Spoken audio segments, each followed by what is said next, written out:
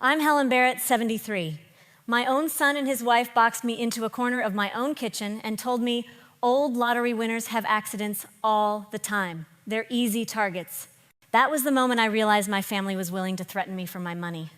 If you were my age and heard words like that, how would you even begin to respond? I hope you'll share your thoughts below. Cedar Rapids, Iowa.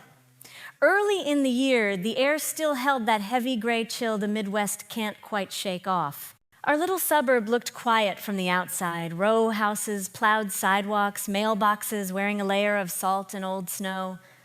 But inside my son's home, the atmosphere had changed, growing colder than any February wind. Let me set the stage. My late husband, Walter, had been gone less than a year when Brian, my only son, called. "Mom, it'd be easier on you here. Jenna can keep an eye on your meds. You'll have company." The kids miss you. It sounded sweet. It felt like rescue. But from the first week, I could sense the lines being drawn. Brian had always been the golden child. Growing up, he got away with things I never would have dared. As a man, he talked a good game dealership manager, solid provider, beloved by neighbors. But underneath, there was an impatience, a craving to have things his way. Jenna, my daughter-in-law, knew how to charm people at a distance. She worked in pharmaceutical sales, always dressed sharp, always smiling. Up close, though, her warmth cooled fast if money was involved. Living in their house, I became an extra item on the ledger. It started small. At dinner, Jenna would look at the grocery bill, sigh, and say, "We need to be more careful with portions. Everything's gotten expensive." I offered to pay for my own food, but she insisted on splitting the bill. It's only fair. Then came utilities. One evening, I overheard Brian mumbling in the hall, "Mom's showers are running up the water. Maybe we need to add a surcharge." He thought I couldn't hear. Ethan, my grandson, was 17 and already working part-time at the gas station after school. He'd come home, backpack, slumped hair, matted under his beanie. "Don't worry, Grandma," he'd whisper, "I'm saving for my own car." Dad and Mom have a lot on their plate. Haley, just 14, was the only one who treated me like family. She'd sit on my bed and help me sort pillboxes, or tell me about her art projects, her eyes darting to make sure her mom wasn't around. But most days, the lines between guest and burden felt permanent. For as long as I can remember, I've been the one to smooth ruffled feathers, to make excuses, to keep peace. This time, I told myself things would be different. Walter was gone, yes, but at least I had family. I clung to the hope that love was stronger than resentment. One Thursday, Jenna presented me with a handwritten list, room fee $1,000 per month. If you need meals or rides, we'll have to revisit. The ink wasn't even dry. Brian watched silent hands in his pockets. I swallowed my pride and nodded. I thought, they're stressed. Give them time. I should have known better. A month later, I overheard a conversation between Brian and Jenna in the garage just as I was putting laundry away. "She's late on the payment again," Jenna snapped. "If she can't pay, maybe Riverside Pines is the answer." "We'd save on food and power," Brian mumbled. "It's not heartless, Jen. We have bills. Her mortgage is 4 months behind. She's got credit card debt over $60,000. This can't go on." I shrank against the dryer, my hands shaking. They never once asked how I was managing. They never thought to help, only to strategize how to move me along. It got to the point where even the small things became reminders. An expired carton of milk, a half-open window, a phone charger left in the wrong room. Jenna would leave little notes. "Please close blinds at dusk. Don't touch thermostat." Not requests, orders. Still, I told myself it would get better. I watched Ethan skip family dinners to avoid arguments. I saw Haley bring me hot chocolate after Jenna snapped at me for forgetting a doctor's appointment. I told myself I was lucky, at least I wasn't alone. What I didn't realize, I was being tolerated, not welcomed. The walls closed in a little more each day. Late one night, lying awake, I replayed a moment from that first week in their house. Jenna had said, "Family helps family when it works for everyone." I thought she meant kindness. Now I understood she meant cost. The truth set in slowly, like winter frost seeping under a drafty door. By the time they confronted me in the kitchen, Brian's voice flat, Jenna's eyes cold, I finally saw the line I needed to draw. Cedar Rapids, Iowa. Late winter, 2025. I was still 73, but already felt decades older. The first snow had melted, leaving streaks of dirty ice clinging to the curb. The air in the house, though, was colder than ever. I used to think home was where you were wanted. Now it felt like I was waiting out a storm that never ended. Every day became a negotiation. Jenna tracked every grocery trip in a lined notebook, her handwriting neat and sharp. Milk, bread, eggs, produce, split 4 ways. She'd lay the receipts out on the table, highlight my portion, and slide them across. "It's only fair, Helen. We all have to pitch in." Sometimes she'd smile, but it never reached her eyes. Brian, for his part, avoided me when he could. He'd leave early for the dealership, come home late, and eat dinner standing at the kitchen counter. When I asked if we could talk, he'd say, "Long day, Mom. Can we not do this tonight?" If I pressed, he'd retreat to the garage or fiddle with paperwork, sighing heavily. It wasn't just money. The house rules multiplied. Please don't leave your shoes in the hallway. If you're going to use the washer, let us know first. Haley has her science project in the kitchen tonight. Could you eat in your room? I did, as I was told, shrinking a little more each time. But the biggest shift came after the first rent increase.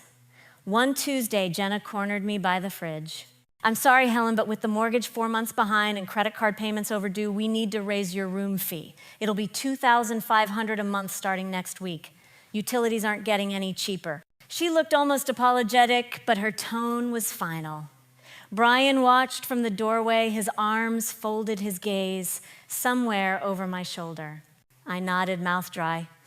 "If that's what you need." Inside, I wondered how long my savings would last. Walter and I had always lived modestly. I never imagined spending my final years justifying every dollar to my own family. Ethan, ever the peacemaker, noticed my mood. One evening, he found me sitting at the kitchen table staring at the rent notice. "Don't worry about them, Grandma. I'll get more hours at the station. Maybe Dad'll chill out when things pick up." He squeezed my hand, his palm rough from the cold. I tried to smile.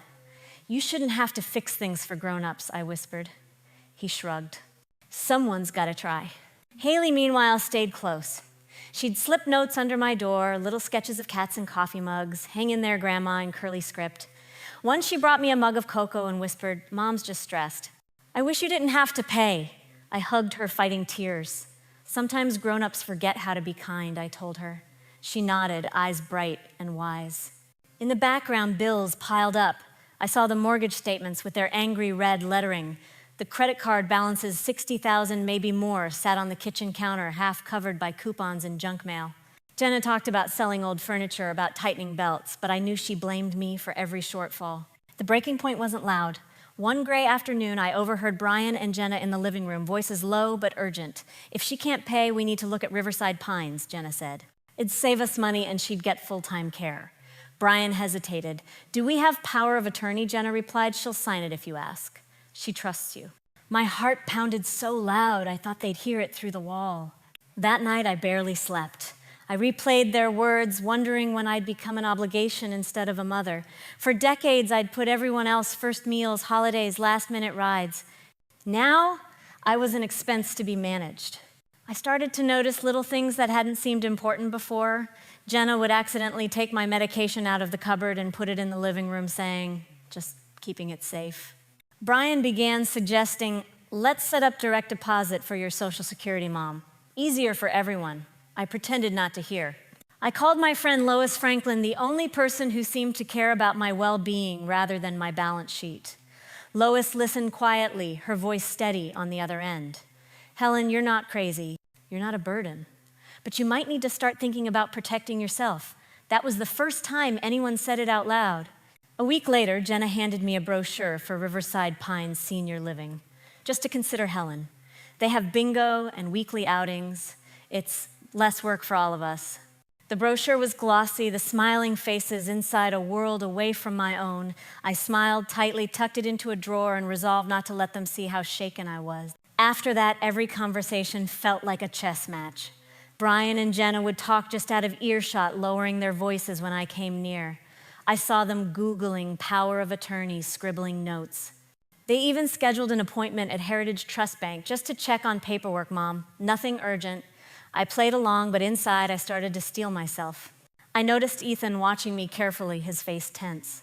Haley grew quieter, clinging to me a little longer each night before bed. I realized I was no longer hoping for things to get better. I was hoping simply to hold on to myself. The last straw came when Jenna raised my rent again. "Costs keep going up, Helen. We'll need the $2,500 by Friday." I nodded, but inside something snapped. That night as I lay awake, I knew if I wanted to keep my dignity, I'd have to fight for it. Not with shouting or pleading, but with proof and a plan of my own. Spring settled over Cedar Rapids, washing the sidewalks clean and bringing the first green shoots through cracks in the pavement. But inside Brian and Jenna's house, nothing softened. If anything, their plans had grown sharper as the days stretched on. It began with a phone call from the Heritage Trust Bank. Jenna handed me the receiver, feigning helpfulness. "It's just the bank, Helen. They want to confirm some details." The banker's voice was friendly but formal. "We're reviewing your accounts for any needed updates. Is there anyone you'd like added to your signature card?" Jenna hovered, trying to make eye contact as if willing me to say her name. I kept my answer neutral. "No, thank you. Everything's fine as is." I watched Jenna's face, saw her smile stiffen, and knew for sure she'd been hoping to push through her power of attorney plan. That night, lying in bed, I listened through the thin walls. Brian's voice was low and tired. "It's not just about money, Jen. She's my mom." Jenna's reply was colder. "We can't keep doing this, Brian. It's her or us. She's sitting on what little we have left." For the first time, I realized my presence in this house was not a comfort or a blessing, but a threat to their survival. It was Lois Franklin, my friend from church, who helped me see a way forward. "Helen," she said over tea one afternoon, "you don't have to take this lying down. Start documenting things. If something happens, you'll want proof, trust me." Lois was the kind of friend who always kept her receipts, never signed anything without reading the fine print. Her steady voice gave me courage. So I began my secret plan. First, I purchased a small notebook, the kind with a floral cover no one would bother to open. I wrote down every incident, every time Jenna snapped at me, every time Brian left another bill on my chair, every veiled reference to the next step. I hid the notebook in my knitting basket behind the yarn and needles. Then I set up a second line of defense. With Lois's help, I found a discreet audio recorder online and had it shipped to Lois's address. She smuggled it to me at choir practice, slipped it into my coat pocket. "You'll figure out what to do," she whispered. The first time I used it, my hands shook. I set the device under the cushion of my living room chair and waited. That afternoon, Brian and Jenna sat across from me going over bills. "She's still short on rent," Jenna said, voice clipped. "If she can't keep up, Riverside is the best option. Brian, you have to talk to her about the paperwork." Brian just muttered, "Not now, Jen. She'll freak out." The recorder caught everything. I replayed the audio that night, heart pounding. Their words, their tone, it was all there. Proof. But life has a way of surprising you. A week after I started my log, something happened that changed everything.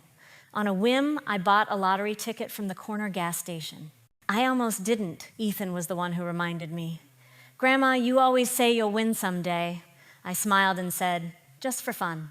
When the numbers came up on television, I stared at the screen in disbelief. $150 million. I read the numbers twice then, a third time. I checked my ticket in the bathroom, then under the covers with a flashlight, just in case. It was real. But as the shock wore off, a cold fear crept in.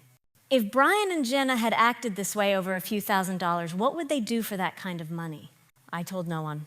I cashed in the ticket quietly, electing to take the lump sum, $75 million after taxes.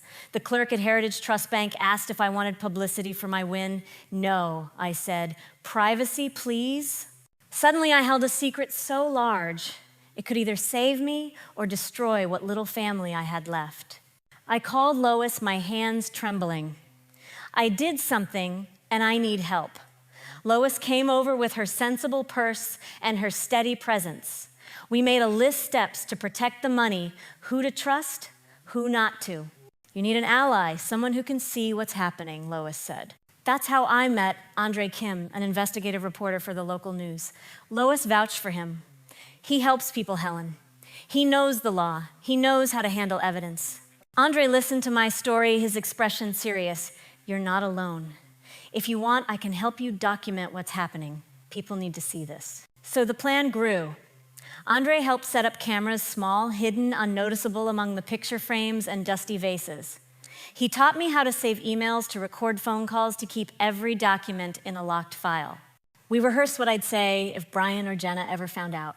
Still, I kept my daily life the same. I paid the rent. I went to the bank with Jenna when she asked. I played the role of the confused, harmless mother-in-law. All the while, I built my case day by day, brick by brick. Ethan and Haley noticed changes. "You seem different, Grandma," Ethan said one night. "Are you okay?" I smiled and squeezed his hand. "Sometimes you have to take care of yourself, kiddo." The hardest part was pretending everything was normal. Some nights I'd cry quietly, missing Walter, wishing things could be different. But mostly, I felt strong. I was finally taking back control. One afternoon, after a tense meeting about money, I watched Brian storm outside to shovel the driveway. Jenna glared at me over the rim of her coffee mug.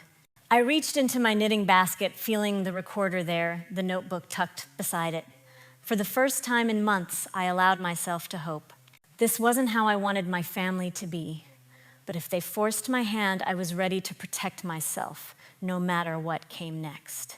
Early summer in Cedar Rapids arrived with muggy mornings and wild bursts of rain. Our neighborhood was suddenly alive, with the noise of lawnmowers and birdsong, but inside Brian and Jenna's house, the sense of anticipation was suffocating. If you looked closely, you might notice the new clock on the wall, the decorative lamp in the hallway, both hiding Andre Kim's cameras, their tiny lenses barely visible. Andre coached me with patience. Act natural, Helen. Don't try to force anything. Let them show who they are. Lois nodded, supportive as ever, her calm presence, a quiet anchor in my swirling nerves. Together, they had become my shield and my sounding board. The first test came one sticky afternoon. Lois and I staged a fake phone call from the so-called Publishers Clearinghouse, a scheme that Andre approved. Lois, ever the actress, phoned while Jenna and Brian sat at the dining table surrounded by bills and laptops. The house smelled of coffee and reheated dinner tension lingering in every corner. I picked up the phone on speaker. Lois's voice, careful and bright, announced, "Congratulations, Mrs. Barrett, you've been selected to receive $30,000 with the possibility of winning an additional $1,200 every week. We just need to confirm some details." My hands shook, but I played my part. Oh my goodness, how exciting. What do I need to do? Jenna's head snapped up. Brian put down his fork, interest flickering across his face. "Who's that mom Jenna called feigning casualness?" I smiled, masking my nerves. Apparently, I'm a finalist for some contest. I can't imagine why. I watched as their focus shifted from irritation to calculation. Within minutes, Jenna sat beside me, voice sugary. "Let's look up that company. Sometimes these things are scams, but if it's real, we should call the bank and make sure your account is secure." Brian chimed in. "It might be smart for us to help manage any winnings, Mom. Those taxes can get tricky." The words hung in the air as if rehearsed. The camera caught everything, Jenna's hand reaching to jot down the phone number, Brian's sudden warmth, their concern for my security. Lois texted me later, "You handled it perfectly. They showed their true colors." Andre, reviewing the footage, was blunt. "That's the pattern we see in financial exploitation cases, change in attitude as soon as money is mentioned." After the call, I noticed Jenna checking the mailbox every afternoon. Brian began making little suggestions. "Have you thought about revising your will with a smile that didn't touch his eyes?" I kept up the act, letting their greed unfold at its own pace. Meanwhile, Andre's team fine-tuned the cameras and audio capturing hours of video. He taught me to save every document and log every phone call. "You're building a story," he said. "Every detail matters." The house itself seemed to conspire with me. I hid the recorder in a plant pot on the windowsill, tucked backup SD cards inside a canister of tea. I saved every note Jenna left on the fridge, increased payment by Friday, please sign authorization form in a folder under my mattress. My days were consumed with the logistics of survival. Ethan sensed something was off. One evening, he found me sorting receipts in my room. "You're really organized lately, Grandma. Are you okay?" I smiled, just making sure I don't lose track of things. "It's easy to forget at my age." He shrugged, unconvinced, but left me to it. Haley watched me closely, offering silent comfort with her presence, sometimes sitting beside me, sketching in her notebook while I filed away papers. The fake contest didn't bring a windfall, but it brought out Brian and Jenna's instincts. When nothing materialized after a week, their mood soured. Jenna tossed the brochure in the trash and muttered about wasting time. Brian retreated to the garage, slamming the door, frustration mounting. The camera in the living room caught their argument. "We have to be smarter, Jen. She's not going to just hand things over." Andre and Lois helped me review every new development. Lois, with her careful eye, noticed a pattern in Jenna's behavior, more controlling when she felt out of the loop. Andre reassured me, "Helen, you're doing everything right. The truth will come out."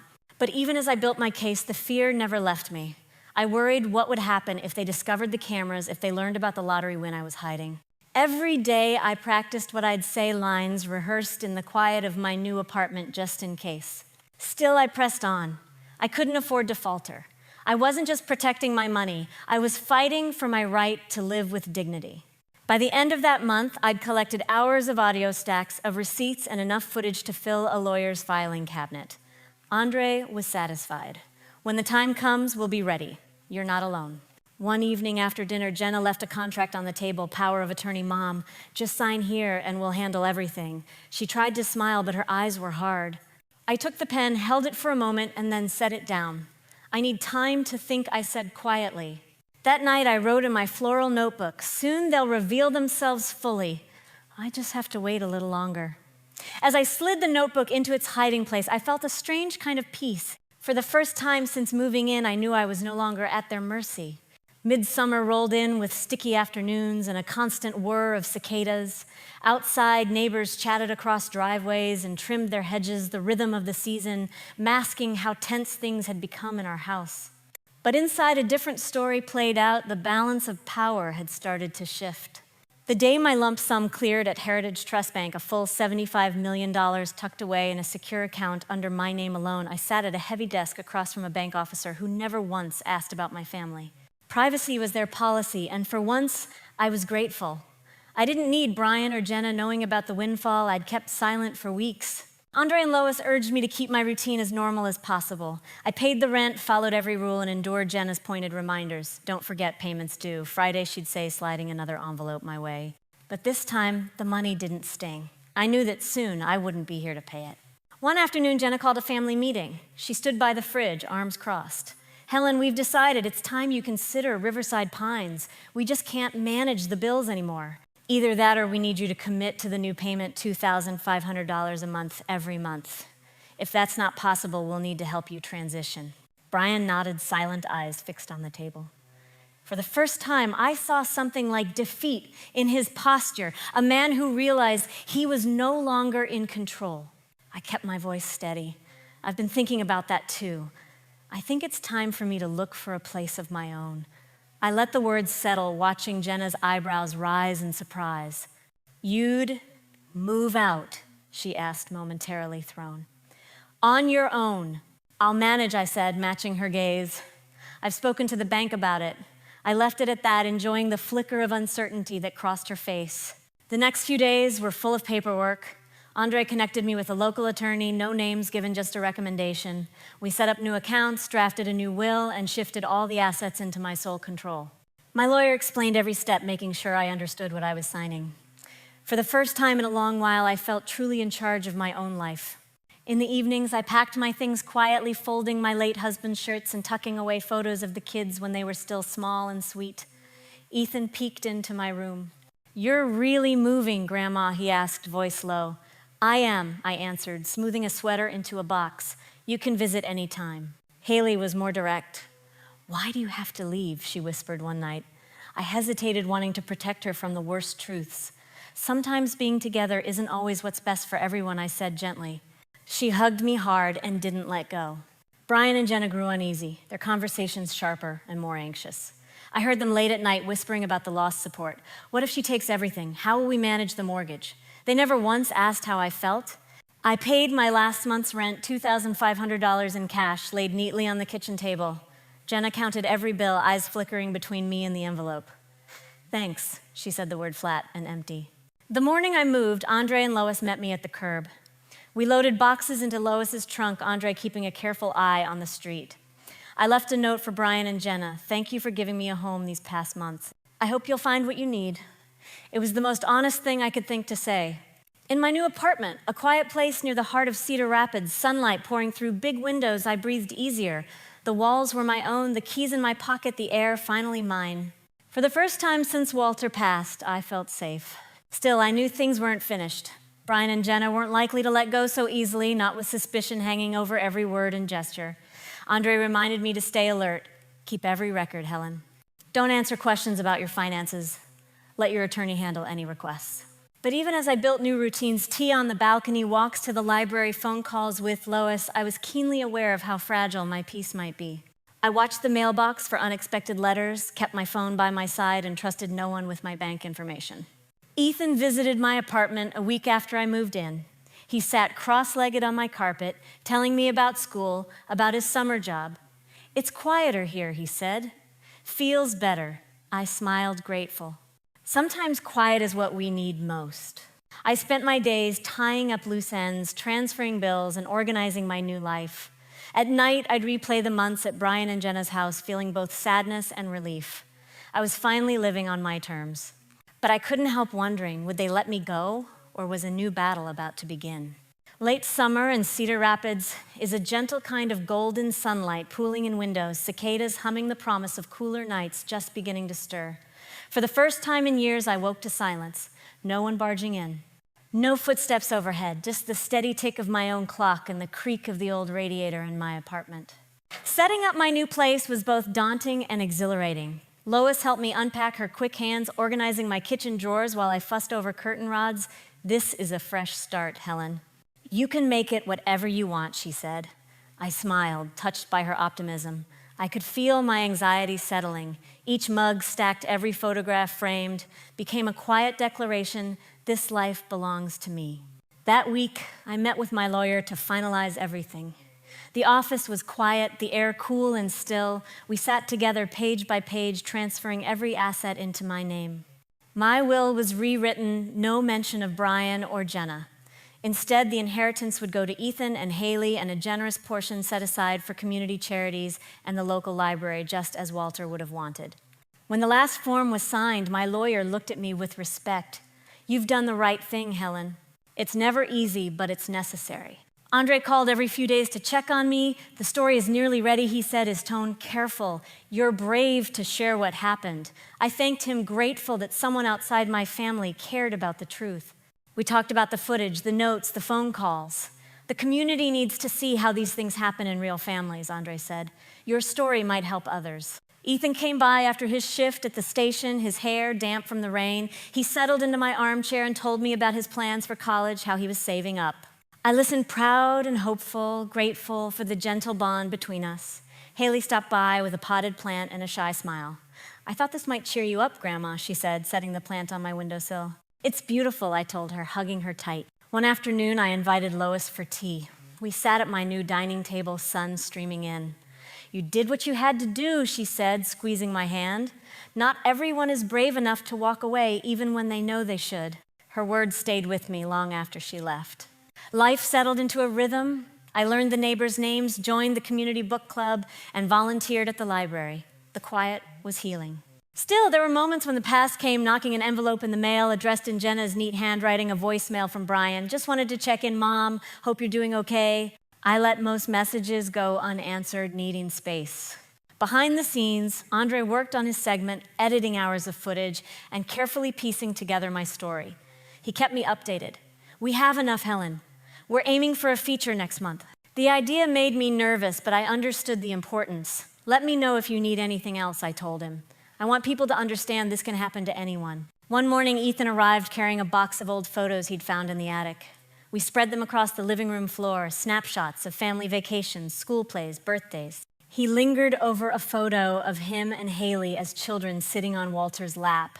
"I wish things could go back to the way they were," he murmured. I touched his shoulder gently. We can't change the past, but we can decide who we become now. As summer wore on, the distance between me and my son's family grew more obvious. Brian and Jenna stopped asking about my finances, though they sent a few texts and emails, sometimes awkwardly polite, sometimes sharp with resentment. I left their messages unanswered, letting my attorney field any requests. Ethan and Haley, though, kept coming around the bridge between past and present. The new will, the private bank account, the independence, it all felt like freedom, but also a kind of loss. There were nights I sat at my kitchen table, hands wrapped around a mug of tea, and mourned what could have been. But the sadness didn't linger. There was too much light in this new place, too many fresh starts. Andre called the week before the segment was to air. "Are you ready?" he asked. I paused, weighing the risks and the relief. "I think so," I answered. "If this helps even one other person, it's worth it." The night before the story aired, I made a final entry in my notebook. "I am not the sum of what I gave away. I am the keeper of what I choose to keep." It was the closest I'd come to feeling whole in years. Early fall crept in, yellowing the edges of leaves and hinting at another long Midwest winter. For me, the air felt charged with anticipation and worry. Andre Kim's call came on a Monday morning. "It airs this Friday, Helen. Are you sure you're ready?" I took a breath. "Yes, it's time." The local TV segment, simply titled "The Price of Family Elder Financial Abuse in Our Own Backyard," led with my story. Andre's calm narration set the tone, never sensational. They showed footage from the house Brian and Jenna discussing money, Jenna insisting on higher payments, Brian quietly agreeing to send me to Riverside Pines. The cameras caught Jenna's carefully chosen words, Brian's frustrated silences, and my own voice, tired and uncertain, agreeing to one new demand after another. Neighbors and friends recognized my kitchen, my voice. The broadcast ran for 20 minutes, careful not to name Brian or Jenna outright, but the faces and context were impossible to mistake. There were interviews with Lois, who spoke softly about standing up for dignity, and a segment with Ethan, who said, "She always put everyone else first. I hate that we let her down." After the story aired, my phone buzzed with calls and texts, some from old friends offering support, others from curious neighbors who wanted the whole story. I kept most responses brief. Lois brought over a casserole, joking, Midwest Justice casseroles and concerned glances. Brian and Jenna, though, could not ignore what happened. The next day, I found an email from Jenna, subject line unfair. She accused me of embarrassing the family, of airing private business in public, and even hinted at legal action. Brian called but hung up before I answered. I forwarded everything to my lawyer, refusing to be drawn into another argument. Meanwhile, word spread through our community. The manager at the dealership where Brian worked heard about the segment and called him in for a meeting. Jenna's friends whispered in grocery aisles. For the first time, their reputation suffered the consequences of their own actions. It was a quiet sort of justice, no shouting, no courtrooms, just the truth, steady and unblinking out in the open. Ethan and Haley watched the segment with me in my apartment, both silent through the final credits. Ethan finally spoke. "I wish I'd said something sooner, Grandma. I wish I could have protected you." I squeezed his hand. "You did more than you know, Ethan. Being kind is its own kind of courage." Haley hugged me, her small arms fierce. "You showed everyone the truth." Lois checked in her tone, proud but gentle. "You changed more than just your own story, Helen. People will think twice before letting things slide." Andre called too, sharing messages from viewers, thanking us for speaking up. "It's already helping others," he said. Yet the aftermath was bittersweet. I had wanted peace, not scandal. But I knew there was no way forward without shining a light on what happened. The fear of retaliation faded, replaced by a calm determination. Brian and Jenna tried to reach out again, softer this time, asking if we could talk privately. I declined letting my attorney handle every reply.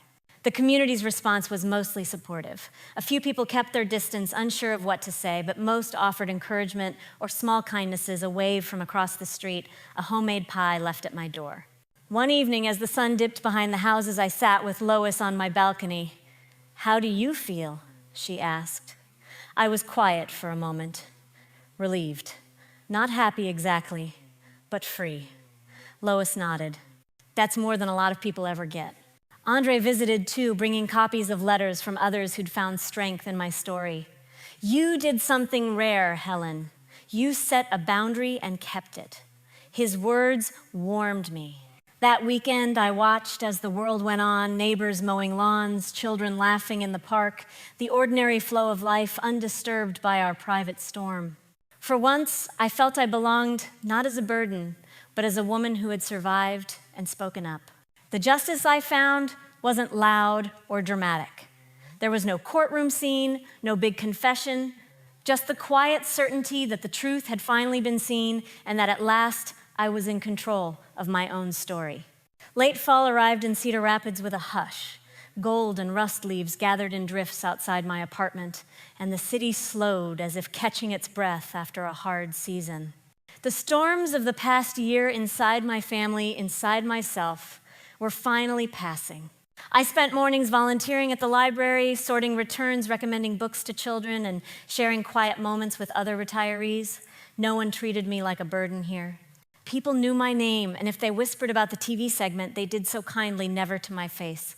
I belonged not as Brian Carter's mother, not as the woman on the news, but as Helen Barrett, simply myself. One Friday, Lois and I met at our favorite cafe, a cozy place near the riverbank. She arrived with her usual scarf and a bright smile. "You look lighter, Helen," she said, settling across from me. I thought about that. My burdens had changed shape, no longer heavy with fear or regret. "I think I finally am," I answered. We spoke about Andre's segment about neighbors who had reached out about the quiet ways life moves forward. Andre visited once more this time, not as a reporter, but as a friend. He brought with him a stack of thank you notes, letters from strangers, older women and men who saw themselves in my story. Some wrote about finally asking for help, others about new boundaries they set in their own families.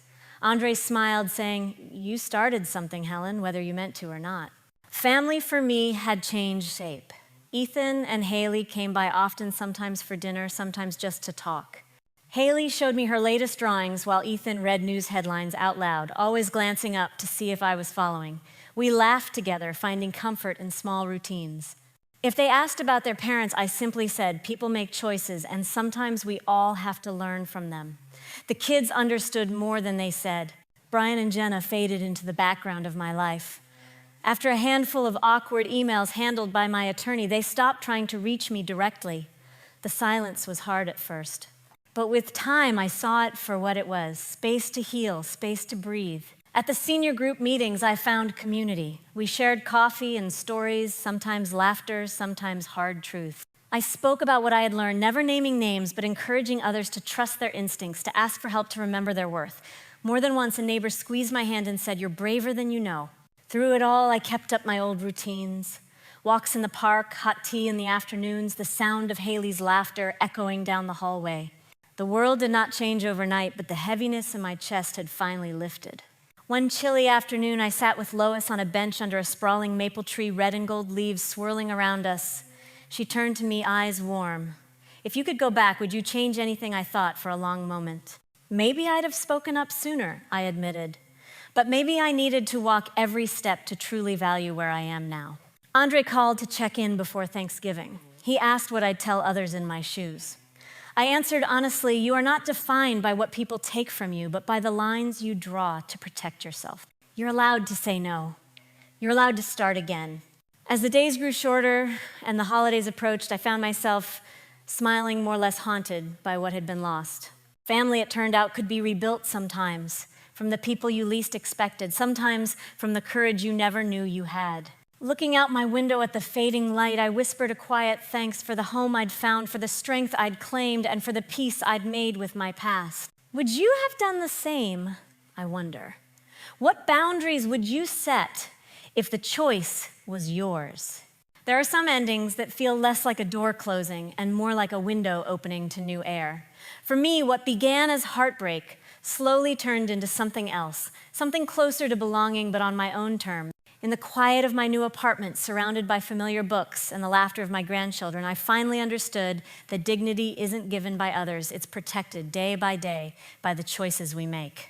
Standing up for myself wasn't easy.